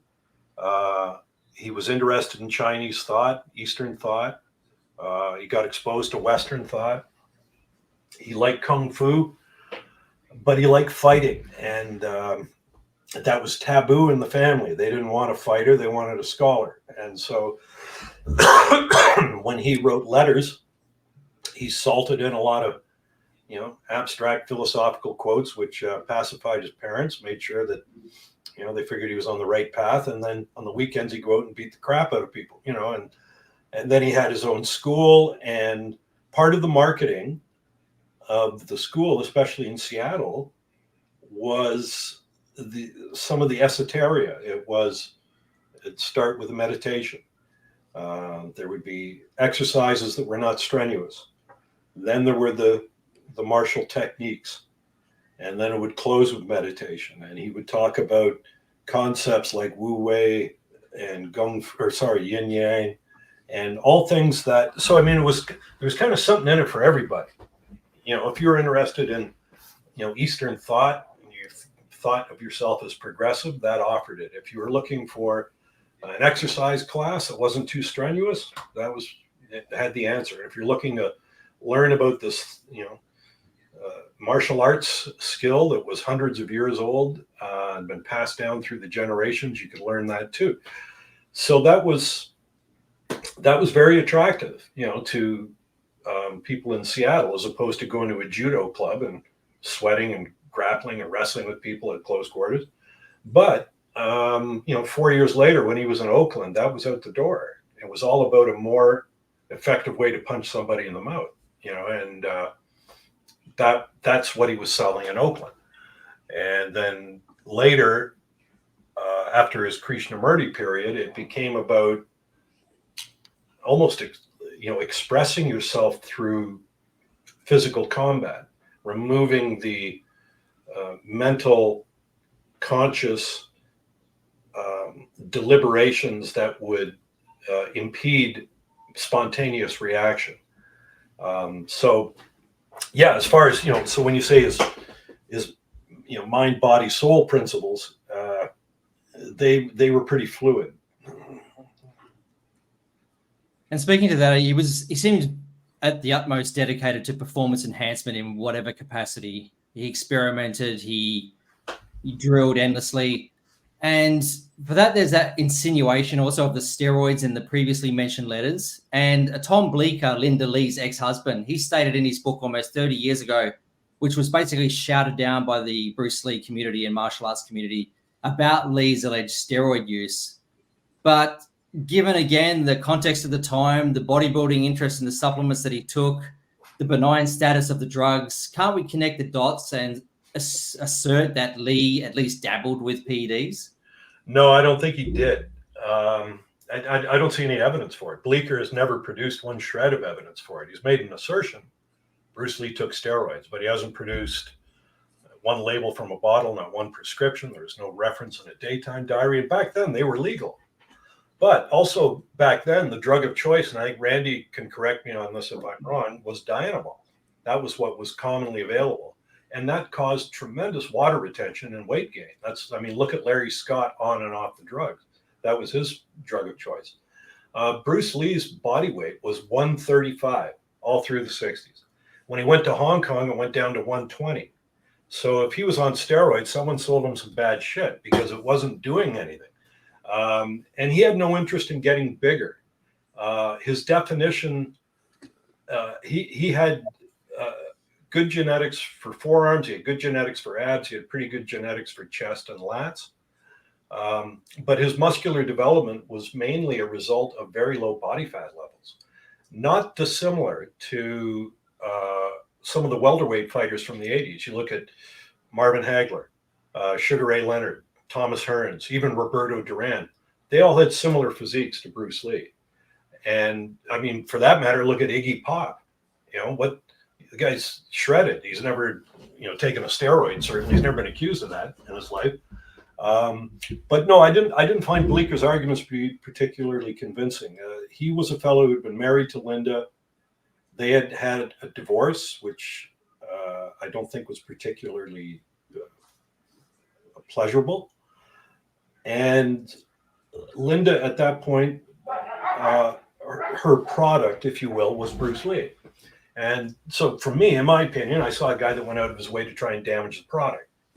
Oh, you think Bruce Lee was muscular and well built? Well, it was all steroids. Oh, you think he was ripped? Well, that was amphetamines. You think he could fight? Well, Joe Louis would kick his ass, every day of the week.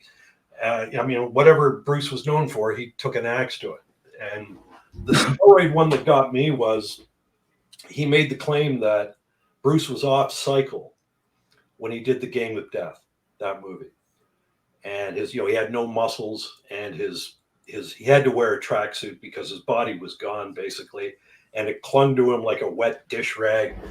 And unfortunately for Tom, there are photos of Bruce taken at that time without a shirt on, and he is as good a condition as he ever was in his life.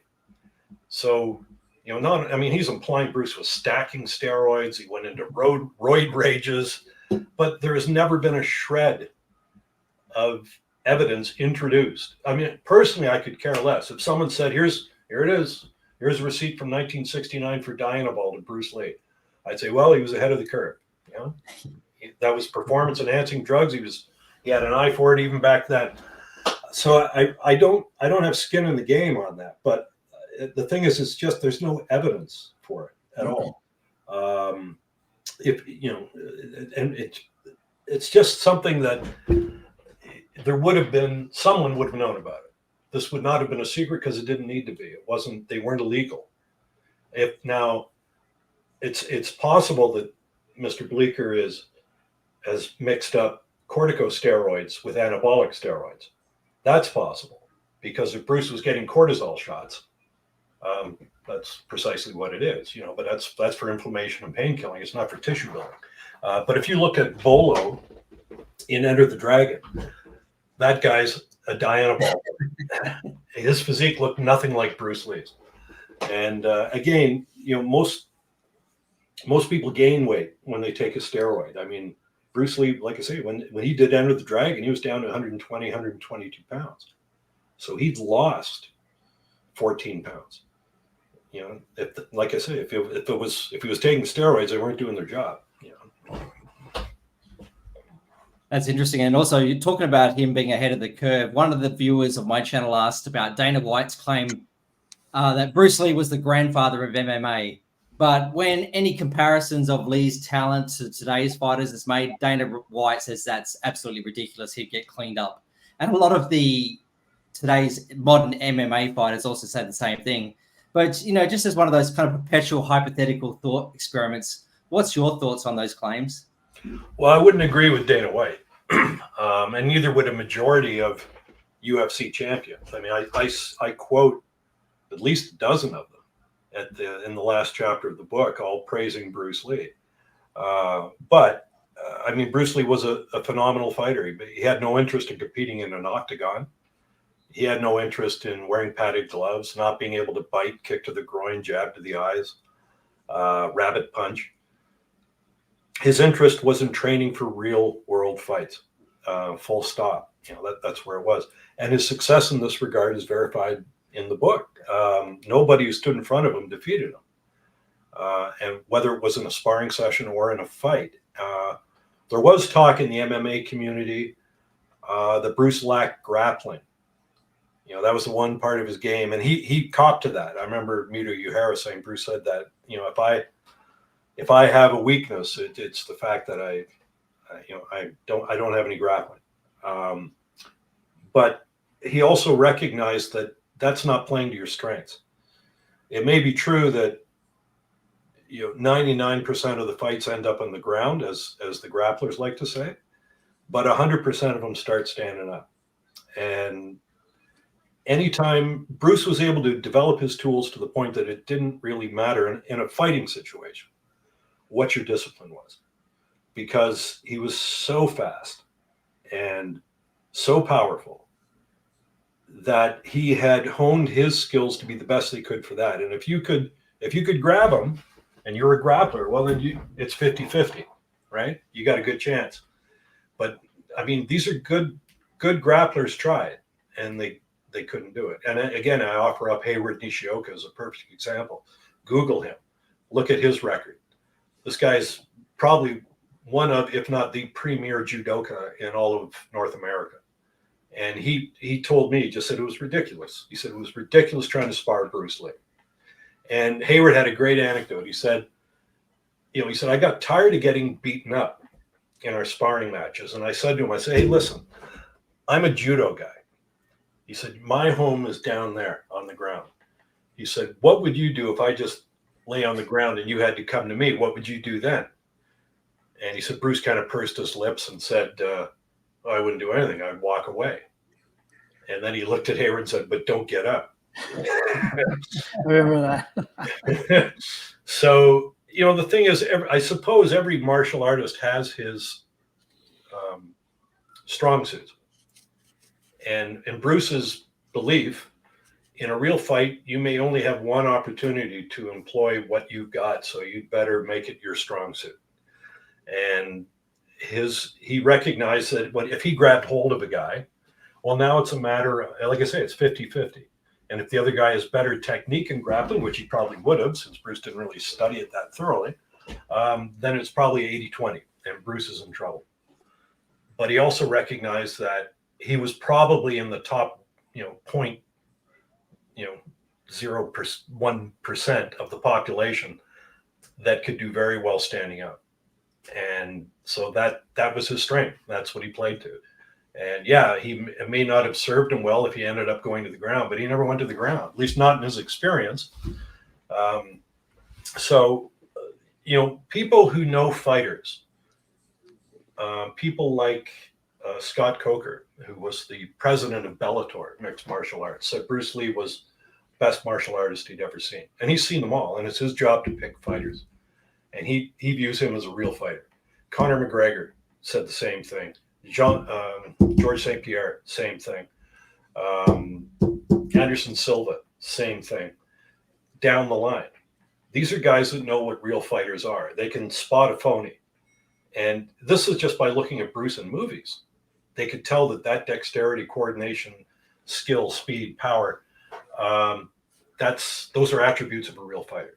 And you're not. I thought that was an invaluable. You're not seeing these guys say that about Chuck Norris, or whoever, they are saying it about Bruce Lee. And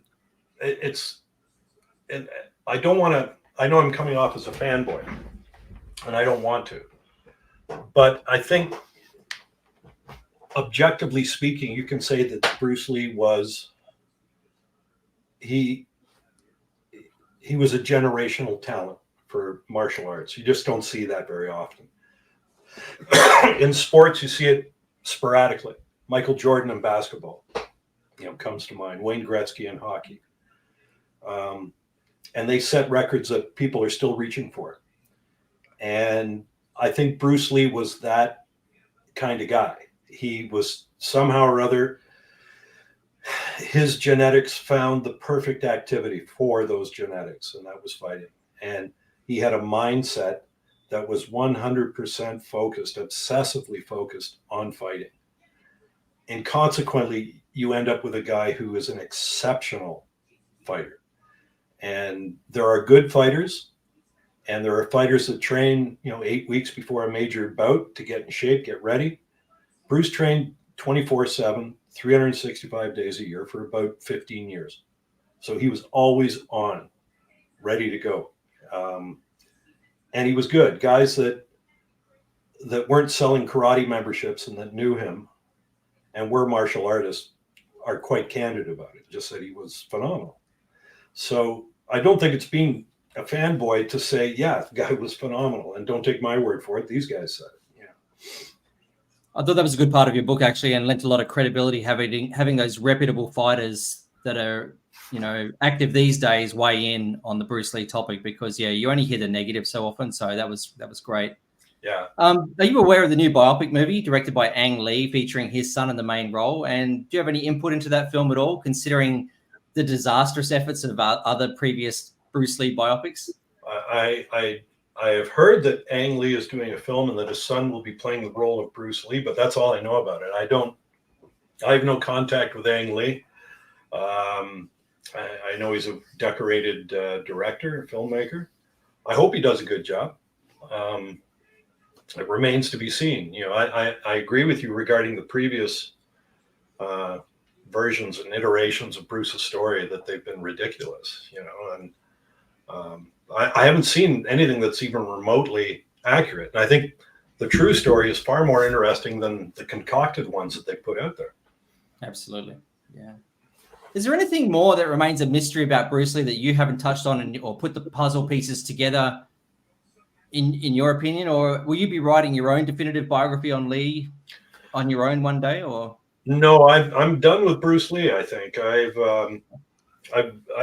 edited a lot of his surviving writings. I've written a book on his philosophy and his training and now his fights. And no, I think I'll leave that to a new generation to delve into that. So yeah, no, I have no plans to do anything on Bruce Lee. Just maybe a couple of questions, because I'm really conscious of your time, and I thank you for giving so much of the time to the interview today, John. Oh, no worries. Yeah, this is just kind of a thought that I had, because Bruce espoused that Zen theory of freedom from attachment. But based on his own words, it seemed a bit of a contradiction, because he was attached and dedicated to like a life of what I kind of think a bit of a hollow pursuit of stardom and riches, which he articulated in like letters or his own kind of personal diaries. And I kind of personally saw Lee in one sense, just as a beginner from outside, as like this Icarus figure who was almost like a cautionary tale who flew too close to the sun. And do you think that the real fight in Bruce Lee might have been like an internal struggle over the contradiction of the espoused philosophies of his fundament, like with his ambition and what he wanted to believe? So do you think ultimately the real fight was Bruce Lee versus Bruce Lee in an essence? Well, it's interesting. It's an interesting question. I think there's probably some credence to that. Most people are conflicted.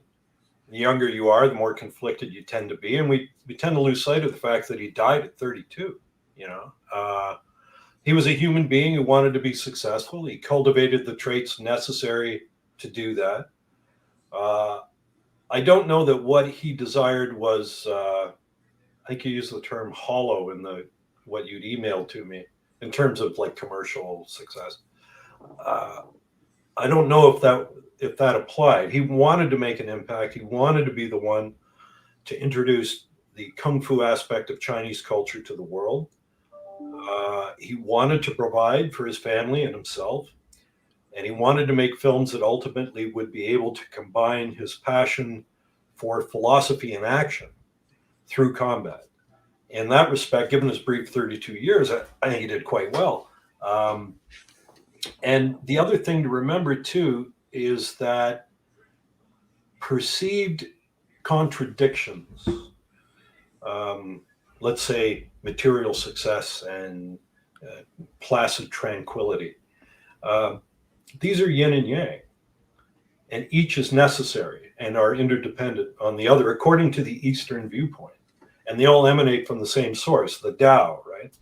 So, in yin yang, you say, well, what is light without darkness? What is man without woman? How would you define them? What is up without down? How would you have any sense of direction? And I suspect that as a human being with a human psyche, let's call it the yang attributes of negative, pugnacity, aggressive, etc., also have their opposites or their interdependence. So in that respect, they are not contradictions. They're complementary. They go together. Excuse me. No human being is all passive and tranquil. That's just not the way we're wired psychologically. We tend to get upset. We tend to misjudge sometimes. We're hungry for knowledge. We're hungry for anything that will augment our survival. And these are all impulse and driving forces within us that are filtered through the subconscious into the conscious. And different times, our focal awareness will rest upon one. And at different times in our lives, certain attributes are more desirable than others to our lifestyle. If you're coming through a terrible divorce, peace of mind would be wonderful. Not having, to deal with those issues. So you seek out that and you read. That's where Eastern thought becomes very liberating. It's calms the mind, detaches from the Maya, if you will, of illusion that surrounds us.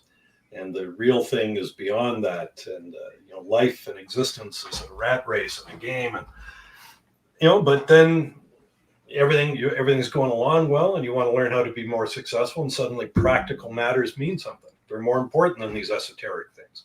So they're all part and parcel of the human experience. And Bruce was a guy who lived life with every nerve fully exposed. There was a great saying by the Roman playwright Terence that nothing human is foreign to me. And that includes the bad as well as the good, and I remember speaking to Mike Mentzer about that. And he said, to deny grief or anger, etc., is to deny your humanity. So he subscribed to that, or at least at one point in his life he did. And so there is a tendency amongst people to, when someone ascends to a certain height and maybe a respect that we may feel, but for the grace of God, that would be me, or could be me. There's a resentment and a bit of schadenfreude that comes in, that we like to see statues made of clay, sometimes, because it doesn't make us feel so bad by comparison. But with Bruce Lee, to me, the older I get, the more I see him as just a human being having a human experience.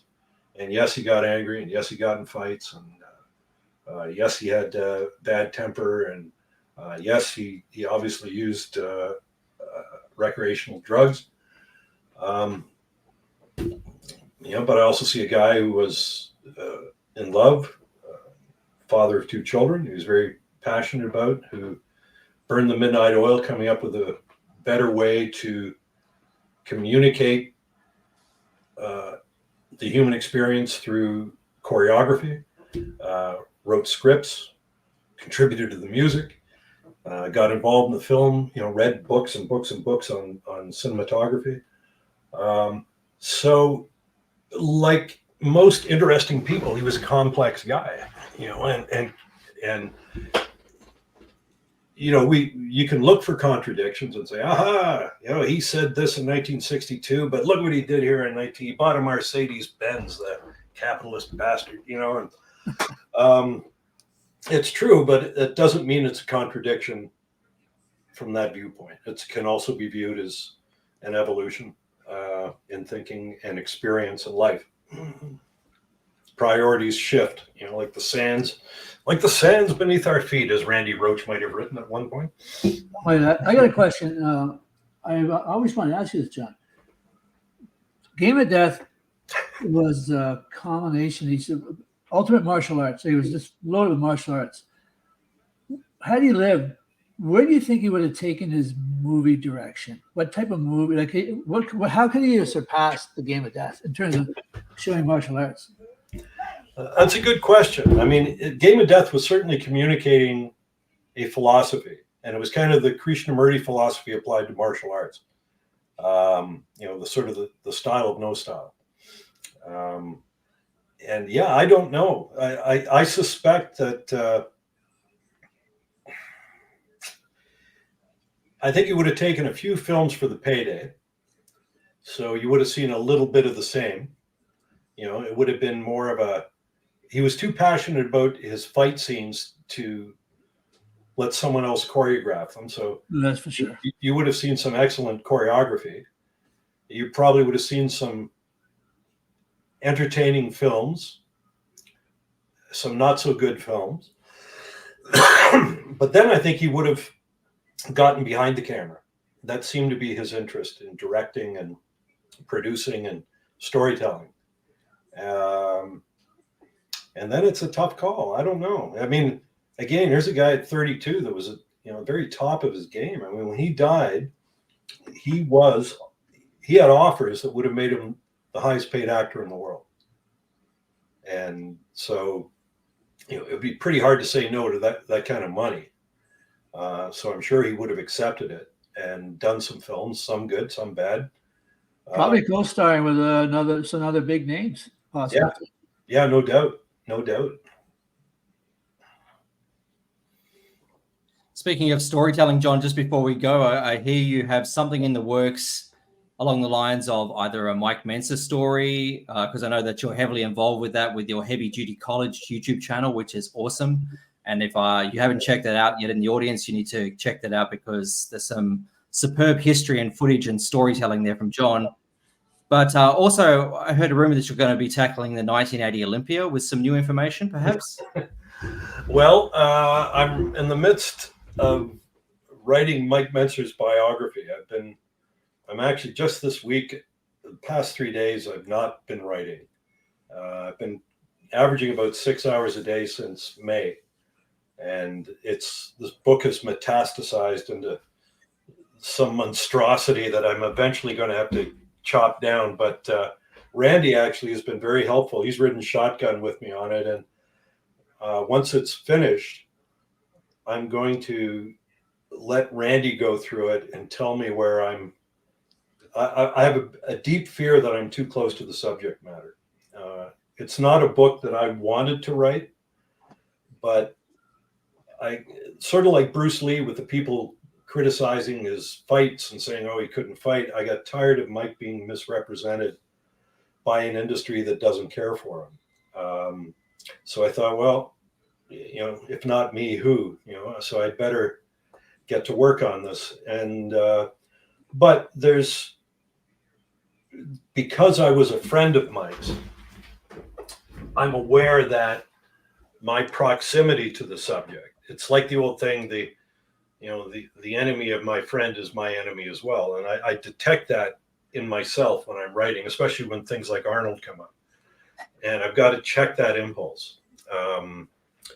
And if something is said that perhaps Arnold's people will not like, it's not me concocting it. Here's the data for it, where it occurred. So it will be like the Bruce Lee book, very heavily footnoted. And the 1980 Olympia contest will, of course, be a part of that story. It was, but it's funny. It's not going to be as big a part of the story as I had envisioned when I first tackled the project. To me, that was the crucible.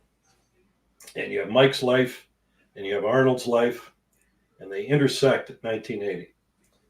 And one goes on to a career in Hollywood and governorship of California, and the other one goes through all sorts of troubles, and then pulls himself out by his own intellectual bootstraps to get back onto Main Street. That was the story initially.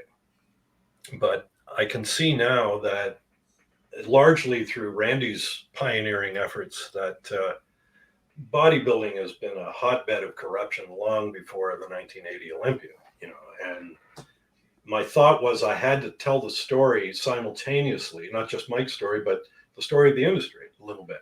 You have to know who Joe Weider is. You have to know when the Mr. Olympia contest came into being, why it came into being, what it signified. You have to know who Arnold was.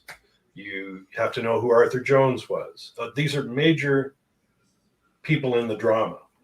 And so if you're exposed to them throughout the story, by the time the 80 Olympia rolls around, you're not like, oh, geez, how did that happen? It would be, well, of course that happened. How else could it, that couldn't happen any other way. So I'm seeing it, my task is educating the reader as to the environment that Mike was being pulled into.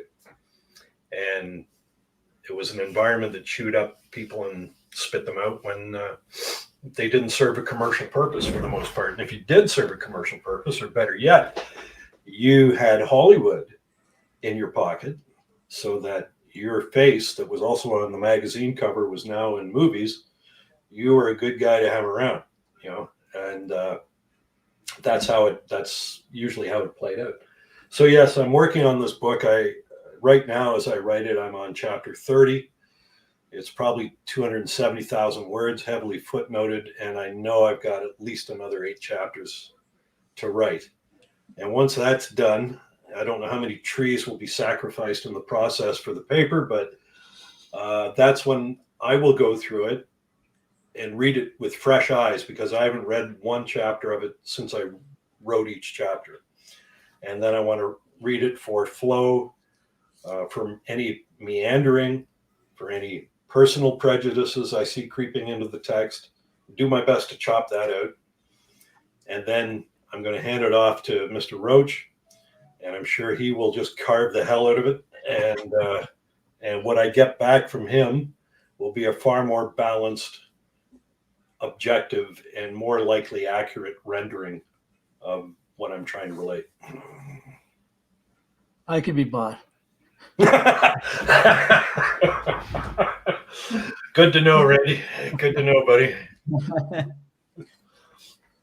Well, I, for one, absolutely cannot wait for that book to appear. So, of course, I'll promote it and I'll read it many times and feature it on the channel. But in the meantime, I really encourage my audience to go out and check The Wrath of the Dragon, The Real Fight with Bruce Lee by John Little, and all of his other works as well, because like I said, I was a complete beginner coming to this project or this interview with you. And so I really dove into your old works over the last couple of weeks, and I read everything that I could find. I visited all your podcasts. I did basically like a massive cram session to wrap my head around this very complex and important historical figure. So when the Mentzer one comes out, that's more my bread and butter. And I'd love to have you back on the podcast to chat with you more about that, and Randy as well. If you ever want to come back on for any other reason, or if you've got anything to promote before we go, John, or yourself, Randy. Sorry, I haven't directed many questions to you today, but that's fine. I'd love to have another podcast with I'd you. say tell your listeners to go find John's documentary, Bruce Lee, was a Warrior's Journey. Mm-hmm. Yeah, I checked that out myself. There's Loved it. 33 minutes of footage in there that many people I haven't seen before. They're really good. Thank you, Randy. I think you might have. Yeah, no, the only thing I would mention is Simon Shawcross and I have worked for the past 2 years on a course at HIT Uni about Mike Mentzer's life and legacy.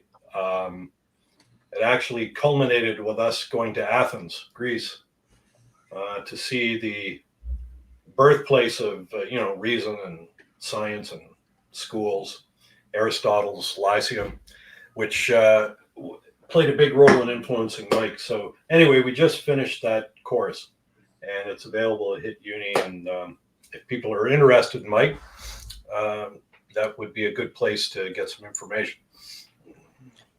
Where did you say you could get that one again? The Mike course? It's at HIT Uni, HITUNI. Right, I'll check that out as well. That sounds very interesting. Yeah, I won't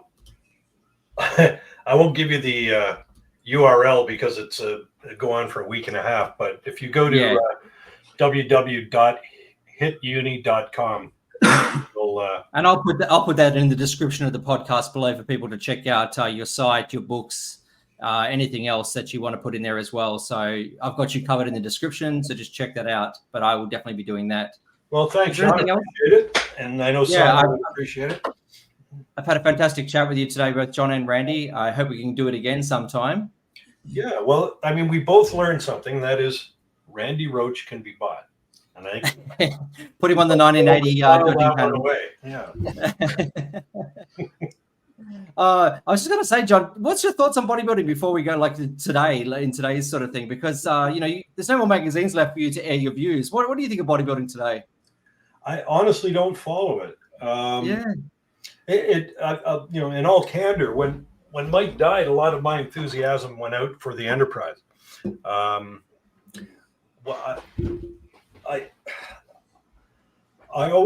kind of saw it as Randy's book titles indicate: muscle, smoke, and mirrors. And it seems to have shifted entirely onto smoke and mirrors over the past couple of decades. And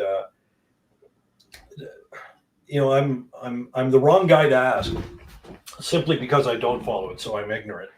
But I do know that what attracted me to bodybuilding initially is no longer present.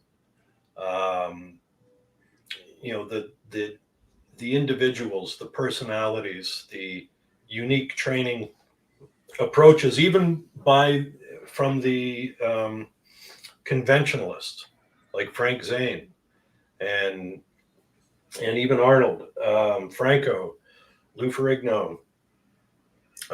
These people are interesting, and if ever there was a novelty to training, now part of this was our naivete at the time. We actually assumed that a little training nuance is what produced that extra 50 pounds of muscle that this guy developed. But I think now it's more obvious, and maybe it's just because I'm older and it's more apparent to me that it's a chemical chase, and the basic premise of bodybuilding to me seems flawed, which is to build an inordinately sized limb. It would be no different than me coming to you and saying, I want to build the biggest hand in North America. I'm going to have the goddamn biggest hand anyone's ever seen. And I've been working on special training techniques, and I'm going to shoot drugs into it. And it's like, to what purpose? And I see the same thing with having a 26-inch arm. Like, what is the purpose of it?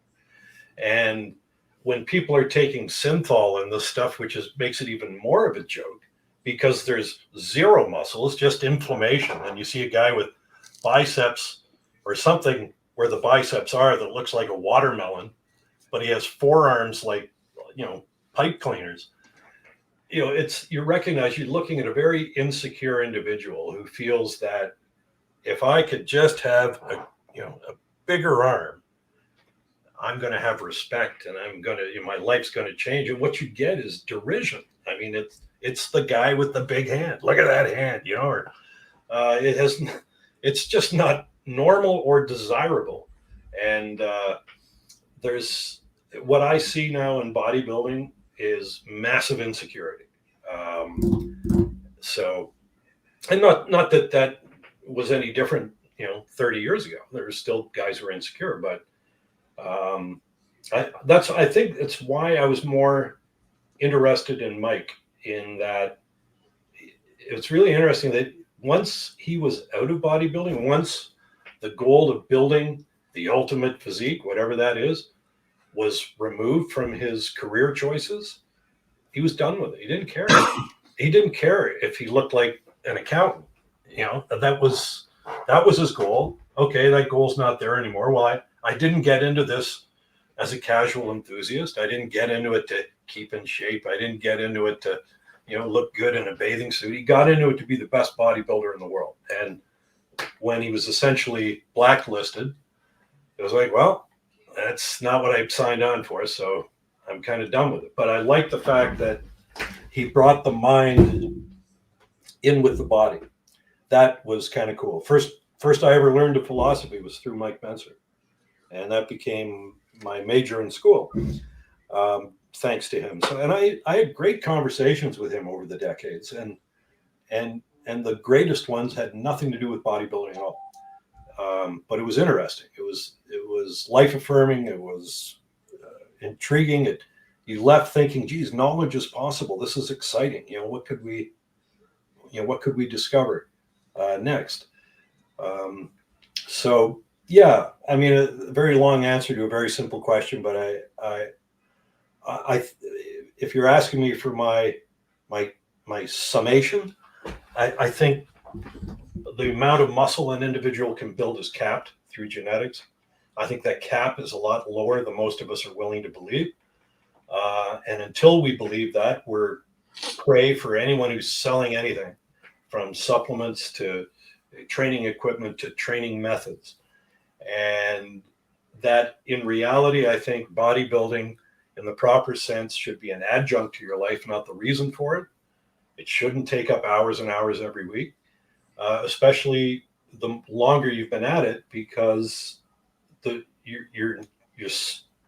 you've probably realized your genetic potential, whatever it is, some decades ago, if you're my age, and you're not going to drive a higher level of adaptation by doing more. It is what it is, and so at that point, I think a rational person says, well, how little of this do I need to do in order to maintain what I built and my health? And that's about it. Health is the big word there, John. Yeah. We're finding out science is showing today that Mike was correct in showing that there's a clear point of diminishing returns with your health, and you only can tolerate so much exercise.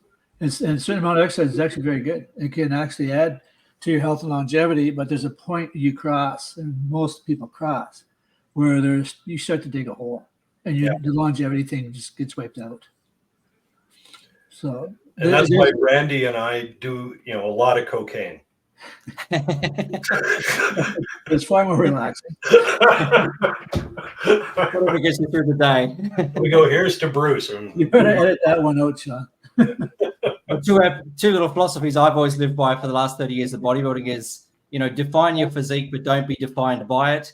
And you can't bench press 6 foot of dirt off your chest in the dark. That's very good.